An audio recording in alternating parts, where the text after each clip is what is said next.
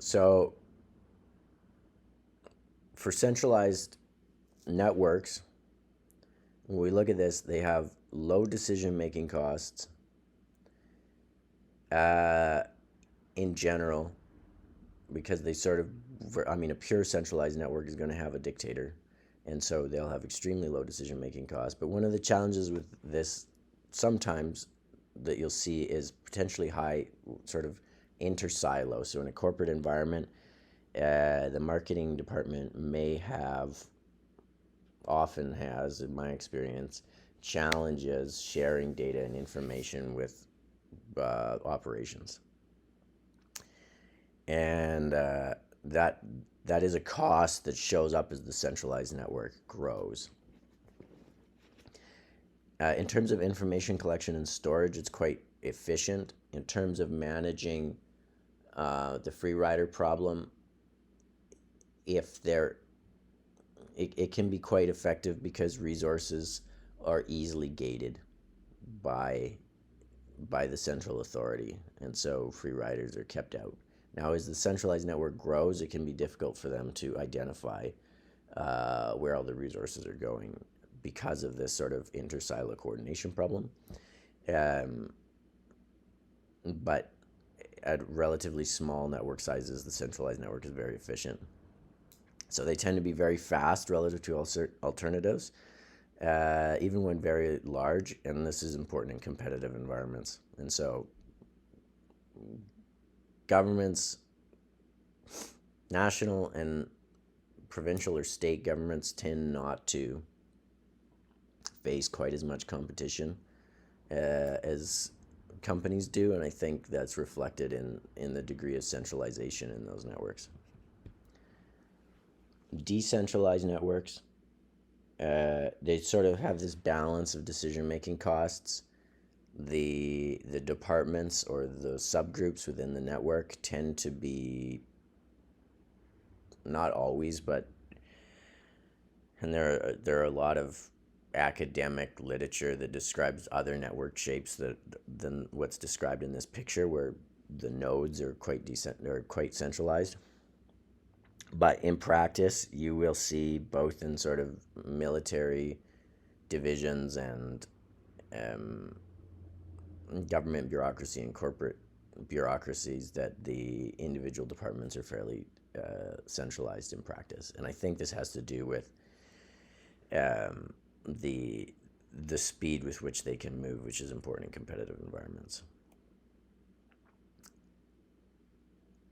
There's relatively low coordination costs relative to the distributed network, which we'll get to in a second. There is some duplication of effort. You can get even more siloing in these sorts of networks. People in practice in today's world, they go off and they build databases that not necessarily very, can take a lot of effort for the organization to um, basically join tables within the database, if you're familiar with that. But the more human problem is getting people even to speak the same language. They will tend, they not tend to, they do develop their own language, and you can have individual nodes of the network coming together and not being able to really communicate very effectively. The externalized costs are quite relatively low. Um, there tends to be more local decision making. Um, and and the important thing here is that there's high trust often locally. So this is very effective for environments where context matters. So where an organization is really meeting the world, you'll see this in multinationals where there will be a high degree of independence, say for the arm of the company that's operating in Germany versus the United States or Japan, where the culture and the context is so different that they really do need their autonomy in order to succeed. This is also true anytime that humans are working in nature. Even when you're making, say, plantations in forestry, A plantation in southern Mexico is a very different deal than plantation forestry in Germany. So you decentralized networks tend to be very effective for these sorts of contexts. Distributed networks, the coordination and decision making costs are very high. Um, the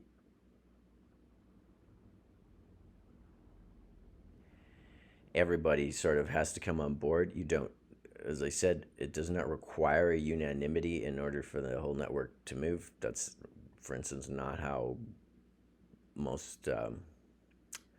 That's not how Bitcoin operates, and that's not how, as far as I know, I don't think there's any blockchain running on a unanimity.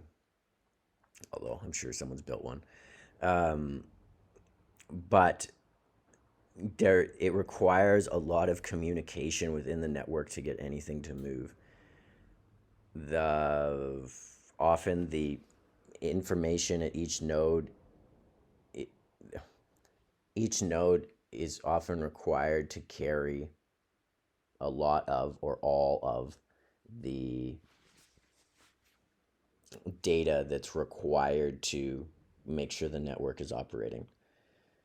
Um, you know, of course, in blockchain world, cryptocurrency world, they're trying to solve this by sort of nominating nodes that'll carry more of the data and make the network more efficient. But they're sort of like just reinventing the wheel, and it comes out of, and I'm going to talk about trust in the next few slides. It's a tool that really only is useful in a very low or zero trust environment, and it's sort of good for the apocalypse and not much else because it's so expensive. And what we're observing is that we build trust networks in order to ameliorate some of the high costs of operating distributed networks, and we end up with the worst of both worlds, which I think we're sort of seeing with cryptocurrency exchanges right now, and even the sort of early crypto wallet um, type software.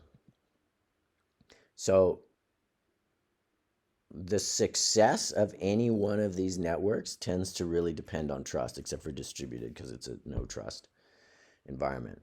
So centralized networks use trust and resources in general very efficiently if the network is in a high trust state, which usually means people trust that the leader in the network is moving things in the direction they want.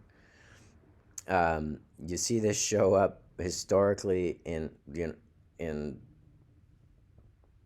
China as the mandate of heaven, in Europe as the divine right of kings. When the ruler is in alignment with the natural order or God, and there's a high degree of trust, then this type of network outcompetes everything else because it's so efficient in terms of the use of time and money. When this gets inverted and the ruler justifies themselves using the mandate of heaven, but they do not actually act as a servant of the natural order, it's not a good system. And I don't necessarily mean that in a moral sense, but it tends to sort of cannibalize itself. Once the centralized network loses its trust, the people at the bottom of the network will be actively sabotaging the functioning of the network, and that's counterproductive and eventually self-destructive. And you will see, sort of in the form of decentralized networks, cartels, mafias, that kind of thing, start to move in and provide basic services when the centralized network is not functioning. At the other end of the scale, the distributed network, there's no trust, so it's a high cost, slow means of decision making, and only really appropriate for times when there are no trusted actors. A high trust network that's more centralized will always outcompete a distributed network because it makes better use of resources. So I really, in fact, I think, there's talk of country by country cryptocurrencies sponsored by national governments, and in probably ultimately a global cryptocurrency And I am absolutely positive that this will be outcompeted by well, not just one, but probably oodles of high trust exchange networks. And then, so decentralized networks tend to outcompete centralized networks when either the centralized network is sort of in a state of decay, or and that's sort of when like the mafias and the cartels roll in, or when there's a high degree of local trust. And you will notice that our national governments have been working for a century at eroding local trust environments, and they're good for when there are few shared objectives over the network. So empire building requires that everyone, not everyone, but enough people buy into the vision of the empire, that they're getting enough out of it, that they sort of buy into the values and trust in the central authority. When there are very few shared objectives, when people have a diversity of values, the centralized network can't really function, because no leader is going to find themselves with the mandate of heaven. No one's going to find themselves in alignment with this diverse set of values. It's not possible. And so decentralized networks become a lot more successful when there are a variety of shared networks all over the network. Or sorry, a variety of shared values across, or a diverse set of values over the network. And so you'll have little pockets where people are living the way they want to live, and they coordinate over shared resources when it needs to be shared.